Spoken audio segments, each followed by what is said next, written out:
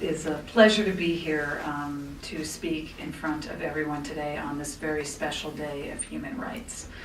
I'm wondering if we could take just a moment of silence to close our eyes and think about why we are here today, why we are all joined for this great cause of basic human rights, to live with dignity and respect.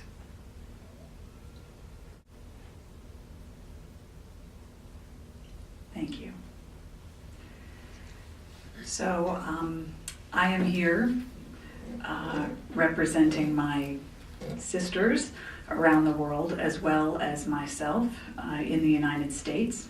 I wanted to share with you a sign that is our symbol, ERA, which means Equal Rights Amendment. Yes. And this was a sign that was held by many women about 30 years ago in the United States when we marched for our equality. And I think that some of the challenges that we face today in the international community, getting Americans to care about your issues, is a lesson that I learned earlier this year with Jeffrey when he invited me to be a part of his celebration for International Women's Day on March 8th. And we stood in Georgetown with signs, Honk for Women's Rights, and we had dedicated the day to the women of Congo, where rape is also being used as a weapon of war. And as we stood there, I got to talking to this young woman, and I found out that she was there representing the women of Congo because her mom had in fact been a victim of rape. And I just couldn't even imagine myself being a daughter, and my mom is here with me today, if I could honestly not have anything but anger and bitterness in my heart to know that someone had violated my mother as she had to live with every day. And as she stood on the sidewalks in the United States, appealing to American women and men to care about what is going on in her country. And what was really disheartening for me, but not surprising, was how many people walked by. And in fact, the women, when they would read signs, American women, women from other countries, when they would read signs, honk for women's rights, or we need women's rights now, they would shun themselves. They would literally curl into their boyfriend if they were walking with a man, or they would get further away from us on the sidewalk. They were afraid to acknowledge their very existence and the importance of women not having equality today. And so as I watched her face and the people going past her, it sort of dawned on me that I think I get it, because women in America don't have their equality. We don't know what it is like to live with our own equality. So how could we have the compassion and the empathy to know what equality means for you, my sister, or my sister in the back, or my sister Karen right here, and my mother, and you in the back?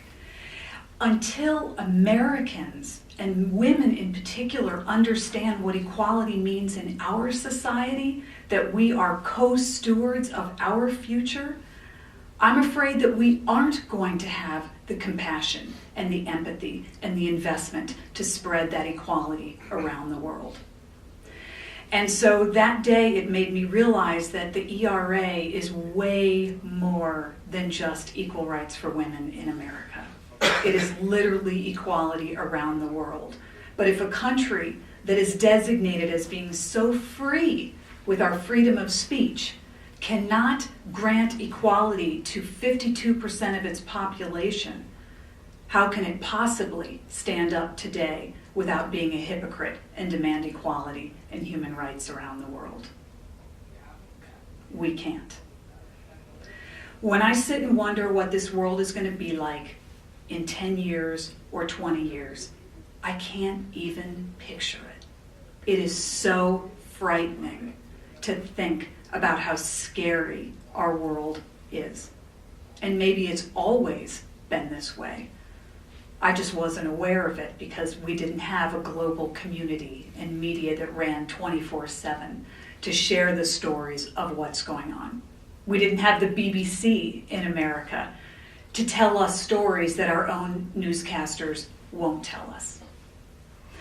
And in fact, What is truly criminal, I believe, in the United States is the fact that we still don't have women in our Constitution, nearly 240 years after our country was founded, on the basic principle that men did not want to be taxed without being represented, right? It was a divine right of kings.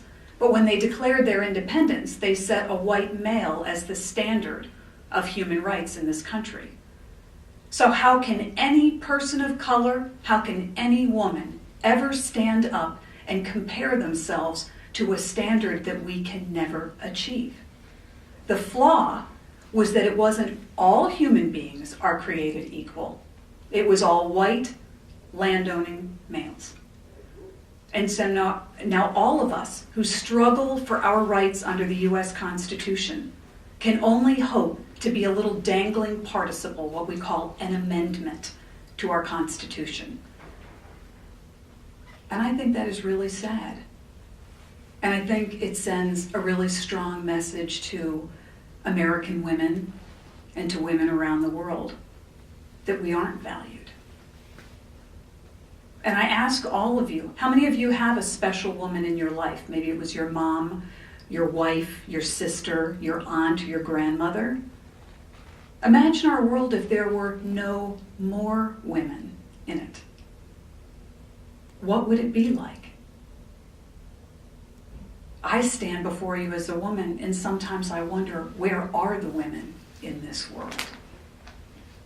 I see this as the great problem in our world, is that there are not enough women in leadership, in policy making, making decisions about the social implications of our wars. There is no need to have what we have. We are so siloed in America. We are broken out by political party, religious affiliation, gender, sexual orientation, ability. The list goes on and on and on. And this isn't the America that I remember as a kid. I don't remember people fighting, us having problems with bullying and gang rapes in high school and children shooting each other. And now that's our reality here. So although we may not have the horrific human rights violations that our brothers and sisters are experiencing around the world, we do have a microcosm of it here. And I am working on the Equal Rights Amendment because I believe that America has to overcome its own bias and discrimination against women before it can ever recognize the value of its leadership around the world. And so when you are in America and you're talking to Americans and we seem really coarse and clueless and maybe downright nasty, remember that we don't have our equality here either. And we really don't have what many countries have in terms of citizens standing up together and saying enough. So we're behind a lot of countries in a lot of ways. But I do have hope when I see all of you here today that we're going to do this. We each have our own cause, but we're like stars in the sky. We're a part of the same galaxy. And as long as there is still us fighting, demanding what we know is the right way to live, we'll get there. So I just want to close by saying thank you very much to all of you for the work that you're doing.